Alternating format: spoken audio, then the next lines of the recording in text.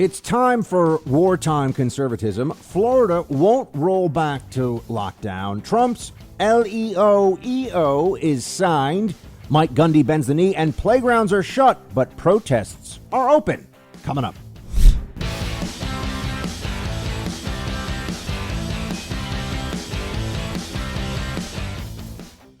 Welcome to the Buck Sexton Show, everyone. I am continuing to try to raise the alarm here about what I see coming. I'm trying to make sure everyone understands what we face right now, because we still keep going back. When you're dealing with insanity, you return to this hope that there will be sanity eventually among those who have made crazy decisions in the past. That somehow reason and rationality and truth and data and all that stuff will matter more than emotion and politics. Just give it time. That's not going to happen. It's not going to happen. The left, I keep telling you, is insane. I've been saying it for months, if not years. And now I think it's beyond any reasonable doubt. And I'm getting the sense that people believe that we can wait this out. That if we just bend the knee enough, make enough changes, give up enough offerings to the woke mob, that this time, this too shall pass. Now, as a technical matter, yes, this will pass. This era will certainly pass. We will be moving into a future. What is that future going to look like? The left is in a position to dictate so much of our daily lives, so much of everything going on around you. Wherever you are in the country, whatever business you're in, whatever your home life is like, the left has a say in it and is influencing you in ways that are clearly authoritarian and that seek to stamp out freedom, individual thought, and any kind of opposition to the overall agenda, the left-wing Marxist agenda that they have been pushing on this country in different times for, and in different ways, stretching back now for as long as Marxism has been around, really, at least in America. So this is not new, but it's worse. And that's why I want to put on my Paul Revere hat, if I can, and try to rally everybody. Because as it stands right now, if we just continue to allow the media to dictate the terms, to allow the mob to demand knee bending, and we just keep our heads down, we on the right, we conservatives, and I don't just mean people in elected office or in the public eye, in the media, I mean everybody. If we all live in the constant fear of giving offense to people who are perpetually offended, we will cede the very freedoms upon which this country is built, the most basic legal and constitutional protections we have, and we will quickly be in a different society, a different civilization than the one that we thought we were. If you can't speak freely, act freely, think freely, where exactly are you free? We use this word freedom a lot. What does it mean now? Do you feel as though you will suffer no consequences if you were to speak out in an HR meeting about a new program designed to make sure that there's greater inclusiveness? Can you say, well, hold on a second. Would you raise your hand and say, I'm concerned that we might be lowering standards for what is effectively a social justice and social engineering goal, when I just want to be in the best company with the best people? I don't care, who they are, what color they are. I just want to be around the best people. I just want to win, right? Whether you're selling cars or, building office towers or, whatever you're doing. You just want to be around the best, right? Isn't that a normal competitive capitalist impulse? You want the best people you can find. Would you be comfortable saying that at an HR meeting? I can tell you this. Even if you think you would be, you're not safe. Can't say that. Not allowed to say that. Can you make a joke, even if everyone knows it's a joke and it's well-intentioned and in good faith, and be sure that you won't possibly be fired, that you won't become a target of the online digital mob? I mean, any of you listening to this. How many of these videos have you seen in recent weeks about this or that Karen, right? This derogatory term used for a white female, often liberal. It seems interesting that doesn't really matter, but a white female who complains about something. or who is caught being a little bit too much of a stickler for the rules or whatever it may be. They're not public figures. They're just people who got caught on video. You, too, could be made the subject of a national news story and campaign of personal destruction based upon doing nothing wrong. But the goalposts move every day. What's acceptable changes every day, and that's part of where the left's power is. You are meant to live in perpetual fear of giving offense, of being on the wrong side of wokeness. That is not a bug. That is a feature. They intend for this to be the case. They want this to be the case. That's why so many of us have these frustrations that are bubbling up, but then we have to suppress them more. These frustrations, why can't we have an honest discussion about what's really going on with policing and violence in African American communities in this country, and ways that might be constructively addressed to try and prevent people from being killed or being maimed or wounded or beaten or raped or assaulted? Well, why can't we have a good faith discussion? No, we're not having a discussion at all. It's a lecture. It's always a lecture.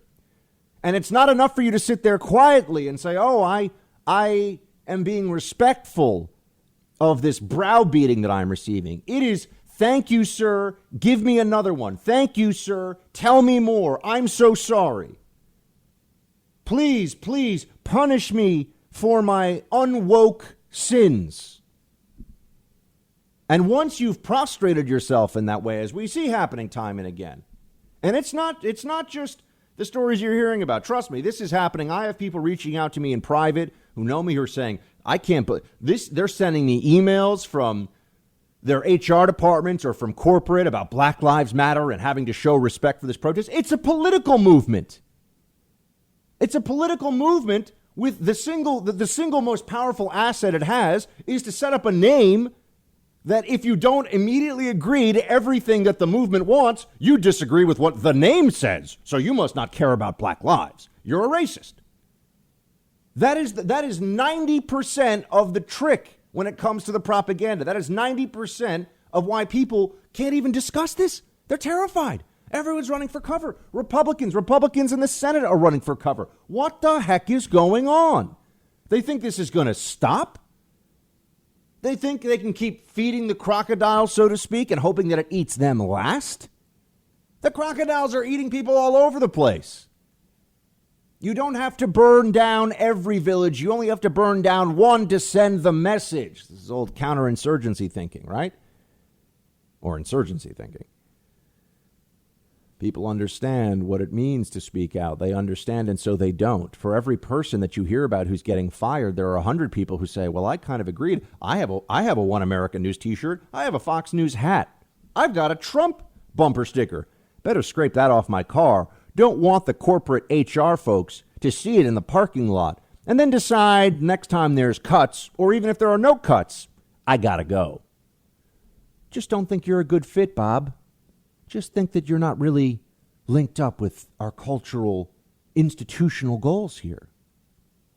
Because you don't agree with a movement that is saying defund cops, that cops are racist murderers, that gives cover to looters and vandals and rioters, does not condemn them, doesn't focus on that. Bend the knee. Bake that cake. Do as you're told. We think this will go away if we wait it out? They are gaining ground every day. They are on offense and we are on defense. We can either understand that reality or we can just continue to cede ground.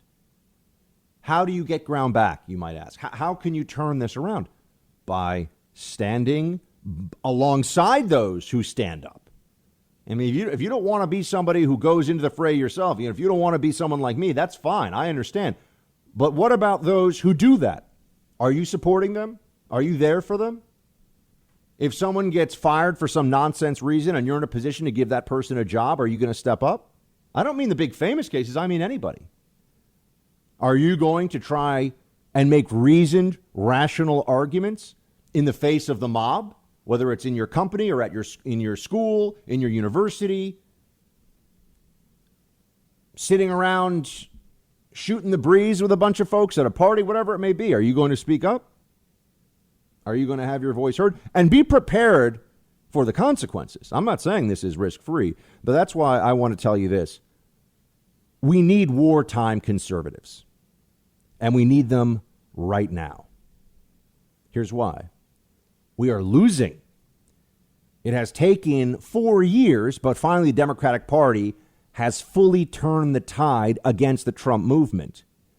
Now, look, the president was able to withstand the insane witch hunt of Russia collusion, the absurd Ukraine phone call, impeachment mess, and the endless institutional scheming of the institutional left. That's for sure.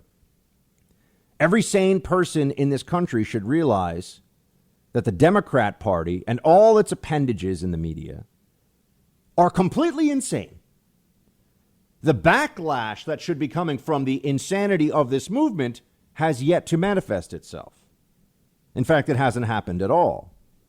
The Black Lives Matter movement has the elites prostrating themselves faster than Nancy Pelosi on one knee on the floor of the Capitol building. All across the country, people are just begging and scraping the ground and pleading, please, please, don't have the eye of Sauron turn on me now. Don't ruin me. Don't call me a racist. Don't say I'm unwoke. Don't cancel me. Who's standing up to this? I can think of a handful of people who are really taking the fight back to the other side on this. And all that means is standing up for principles of decency and truth, principles of virtue and honor. Are these now eccentricities? Do we not care about those anymore? Where is our champion in this fight? We know that President Trump has been an incredible brawler against the left for years, and he has an almost superhuman resilience. But I see trouble right now. He, like Atlas in a sense, has been carrying the Trump movement on his shoulders, and I think the weight may have just gotten too heavy recently. He is in the midst of fighting a once-in-a-century pandemic, as well as the mass mobilization of Democrats' anti-Trump rage and the exploitation of the COVID pandemic by those enraged Democrats. He is fighting a two-front war. Where are the reinforcements? Where are the wartime conservatives? I ask you that. Who is stepping up? Who's willing to really take the heat? Certainly no one in corporate America that I can see. Nobody in professional sports that I can see. A handful of people in conservative media. Very few Republicans. Very few. They're all now trying to vote on a police reform package. The left-wing mob is seizing this moment. They know that whether they're making demands in the street or in the boardrooms of the most powerful corporations in the world, the Facebooks, the Googles, the YouTubes, you name it, their demands are listened to with all haste.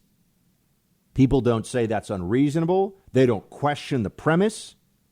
They just don't want to be a target, or they are complicit in all of this.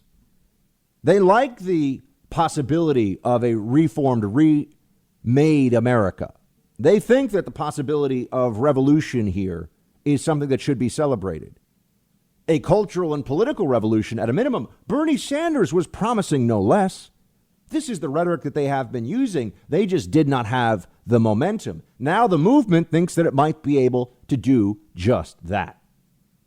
They're calling it Black Lives Matter. This is the institutional left. This is the Democratic Party. They're just using different facades and different techniques of propaganda and brainwashing and public pressure and coercion to create what is effectively a secular religious movement. That's why you have people washing feet and begging for forgiveness for the sins of their whiteness. That's why when I go out and see the protests here in New York City, there are all these female white sociology majors who I'm sure have parents making, $150,000 to $250,000 a year of household income. And all they can talk about is how woke they are and how much they care about minority communities. Oh, I'm sure they've done so much to help people in impoverished and crime-riddled neighborhoods. Oh, yes. They've put up black squares on Instagram. What else could you ask for? The left-wing mob is seizing this moment, and they are on offense, and we are on defense. And in politics, when you are on defense, you are losing. We need to understand this. We need wartime conservatism. That means we need Americans, from elected officials all the way into the media and down to everyday folks, people listening to this right now across the country. If you have the stomach for it, if you have the principles for it, if you're in a position to, and not everybody is. I don't want you going off and getting fired because you're at some left-wing institution and you say something in a meeting. No. Pick your battles. Don't charge the machine gun nests without a plan to take them. But everybody who's in a position to, everybody who's not worried about paying the bills the next few months, or everybody who's able to exert some influence, or, and this is the other way, be a part of the support for those who are frontline warriors. Yeah, this is clearly in my own interest, right, to say this to you, because I'm out there trying to make this case as publicly as I can and taking all kinds of heat and hatred. People I haven't spoken to in 20 years who always thought I was wonderful, always thought I was a great guy, someone you could count on, send me horrible messages. Why? Because they've seen I don't support Black Lives Matter. Clearly, I never internalized the messages of the Jesuits who taught me. Clearly, I don't really believe any of the Judeo-Christian, any of the Catholic doctrine that I spent decades studying and internalizing. No, none of that. Oh, I'm now a bad person because I don't support a movement that says defund cops. Cops are racist murderers. And how about some Marxism and the Green New Deal while we're at it? We need to mobilize. Our ideological opponents have already done so. What are we going to do in response? We need wartime conservatives now.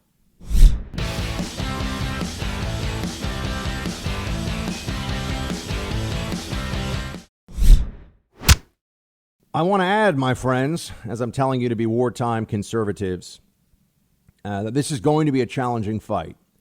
We have ceded the choke points of the digital world to the authoritarian left. Our ideological opponents have seized all the major institutions of our culture. An overwhelming majority, 95% of the news media, Hollywood, the Academy, and now most of corporate America are in their hands. And so that means that if you mobilize against them, there will be losses, so to speak. People are going to get deplatformed, canceled, and fired. But the Great Purge is already happening. They're going to keep doing it. So what's up to all of us is to figure out, do we stand for our principles and get into this fight, or wait for the woke mob to come for you? But I can assure you of one thing. Come for you, they will, because they already are.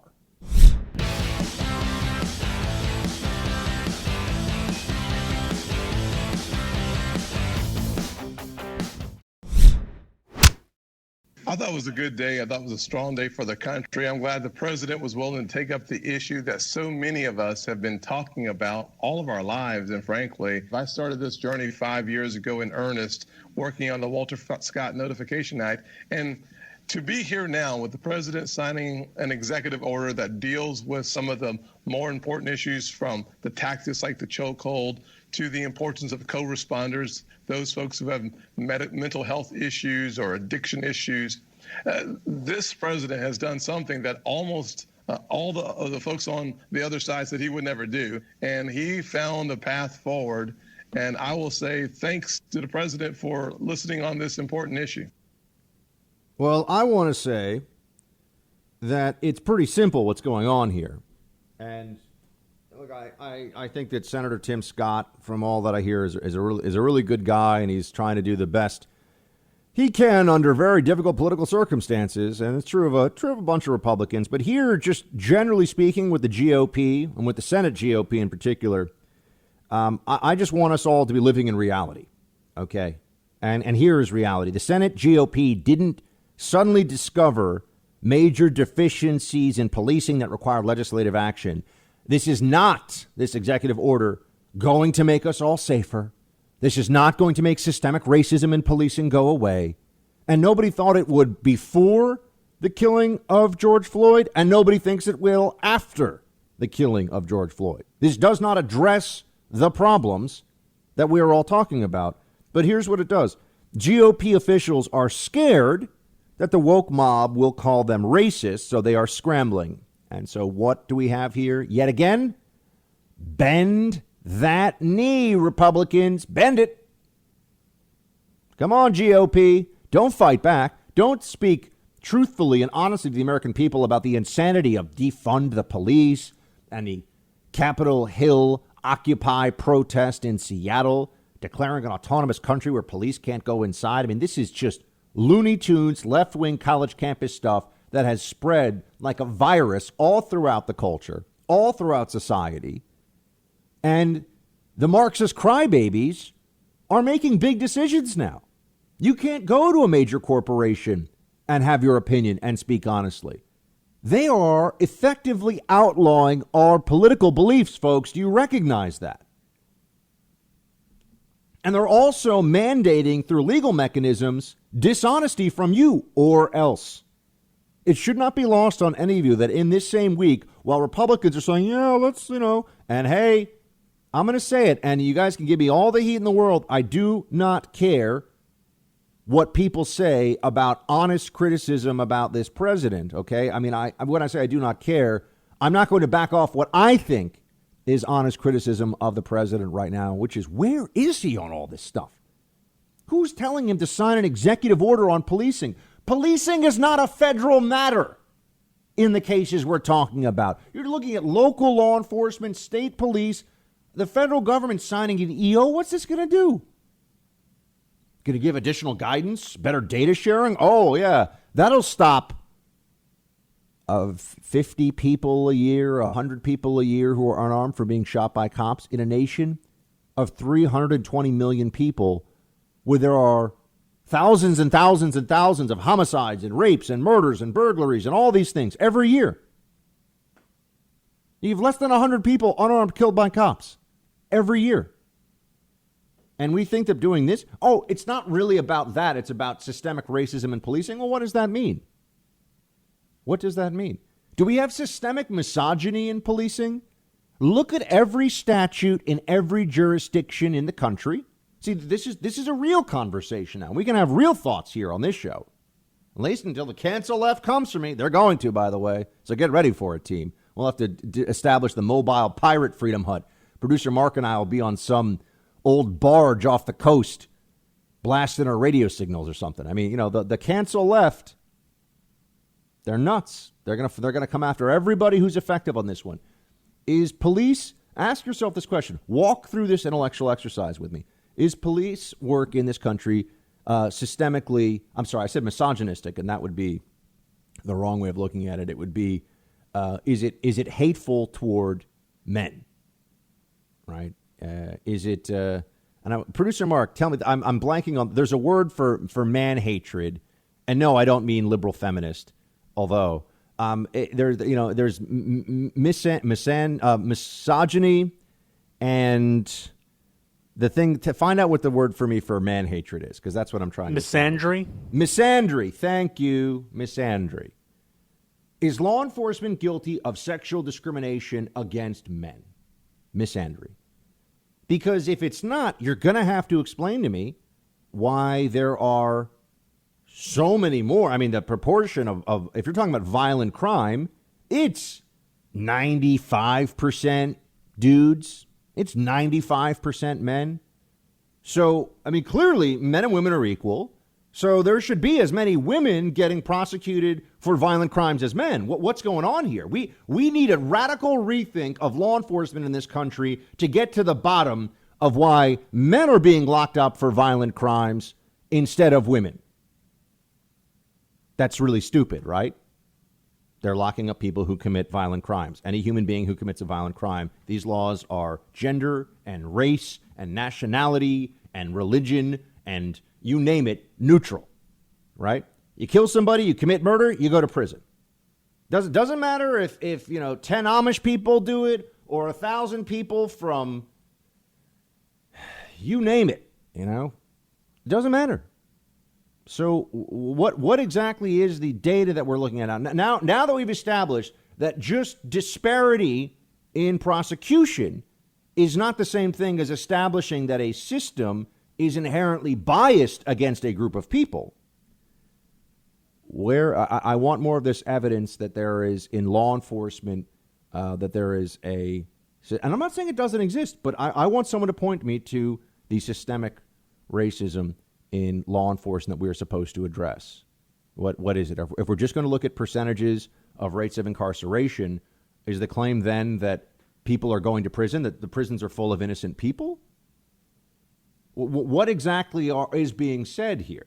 Now, remember, they keep shifting, they keep moving. Oh, wait, no, this is about George Floyd.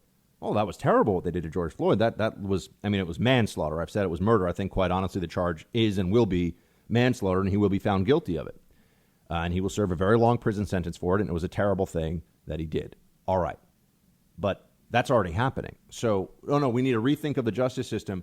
Republicans are all scrambling to find some way to placate the ideology of the left right now when we can't even talk about what the ideology of the left is really going for. What are they trying to accomplish? Why is President Trump signing an executive order on this? Does anyone ever, stop and think about it? I think that there's, and I've heard that there are people that are in close contact with him who think that he needs to do this right now. They feel the pressure of the woke mob, and they are demanding that the president make a concession. The president bent the knee to extend the lockdown, and the left saw that as a breach in the walls of Trumpism. And they've been exploiting that and going after that ever since.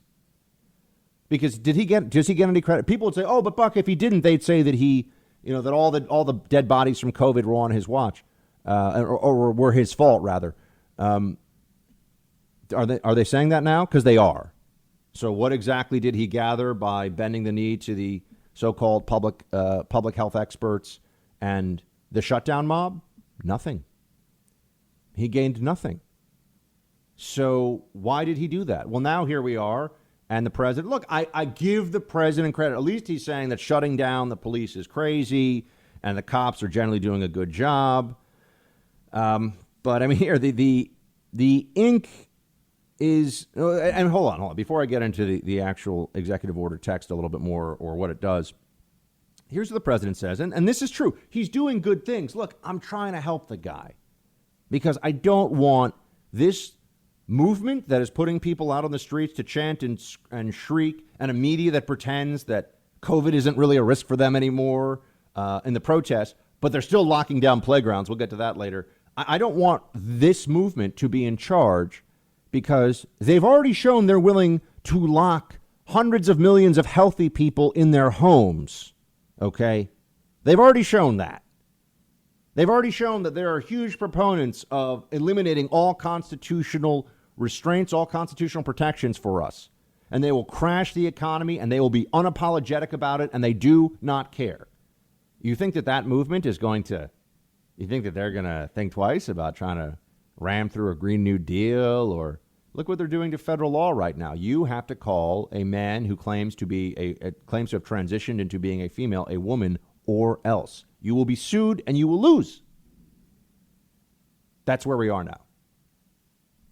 How much more ground are we going to cede in the cultural and political debate in this country before we understand that we are not winning right now? What else has to happen? But look, the president is doing a lot on this issue. I worry that he's gotten, my friends, I worry that he has gotten worn down. And there are a lot of people right now who were riding the Trump train all the way. Ooh, whether it was for their donors or for the fame and getting more attention, and a lot of people who were big Ted Cruz supporters just somehow became the super Trump supporters and pretended like they were for Trump in the very beginning. Oh, man, I can think of at least one syndicated radio host who I know called Trump an idiot on his show. And now is Mr. Mr. Loves Trump all the time. It's just, oh, yeah, there's a lot of that.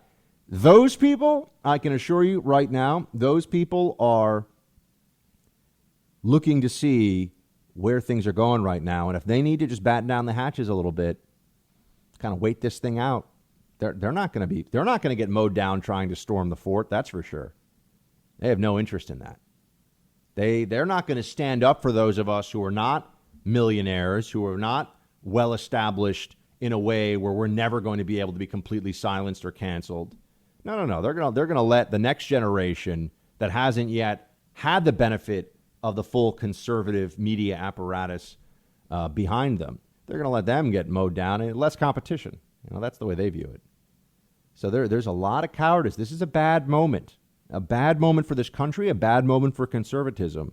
I cannot say enough about Tucker Carlson's willingness to be a voice that speaks up for the truth here, to be a voice. He is risking a lot because they're going after the sponsors and they're putting pressure on Fox Corporate. We all know they are. Not a lot of other people are getting that kind of pressure. Not a lot of other people seem to be really stepping up in a way where we could rally to their standard, rally to their banner. It's true in Republican Senate. It's true in so many different places right now. And I just feel a lot of people are bewildered. What's the point of conservatism if when things get a little bit tough, everyone's, oh, whatever you say, we're sorry, we don't want to be mean. I'll bend the knee. I don't know, folks. We either rise to this one or not. All I can tell you right now is that I have gotten pushback about using the term, pushback from very prominent conservative folks about using the term wartime conservatism. Do we have to stop saying a political campaign? Because campaign is taken from the military terminology, right? Targeting districts, we have to stop saying that too. Obviously, I'm talking about an ideologically stealing of courage here. I'm talking about mobilizing the mind and our ability to debate and have. I'm not talking about an actual militarization of the conservative movement, right? But the dishonesty that they will use to shut you down on all the other things, they'll use on this too. And conservatives are scared of it. We don't like that term. Let's just stick with MAGA. There's not a lot of MAGA happening right now.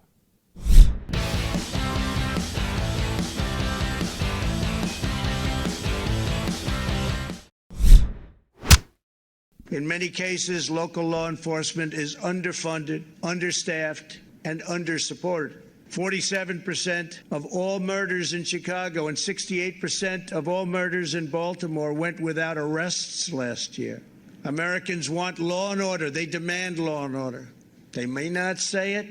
They may not be talking about it, but that's what they want. Some of them don't even know that's what they want, but that's what they want. And they understand that when you remove the police, you hurt those who have the least, the most. Nobody needs a strong, trustworthy police force more than those who live in distressed areas, and nobody is more opposed to the small number of bad police officers, and you have them. They're very tiny. I use the word tiny. It's a very small percentage, but you have them. But nobody wants to get rid of them more than the overwhelming number of really good and great police officers. Trump is right on this issue. The good news is he is standing up for law enforcement, but he is also being advised clearly to do things that are supposed to seem like it's a middle ground to reform police, which just adds more fuel to the fire of, oh, see, even they admit that there's bad racist cops out there. Oh, okay. Well, let's just take a moment. How much good faith is he getting from the other side on this one? The ink is not even dry on the executive order, and Nancy Pelosi pounces. Play 13. Madam Speaker, is that what this EO was today, the bare minimum? Yes, it fell sadly and seriously short. One thing I did agree with the president is Congress should act. He said that, he alluded to that a number of times. Congress should do more.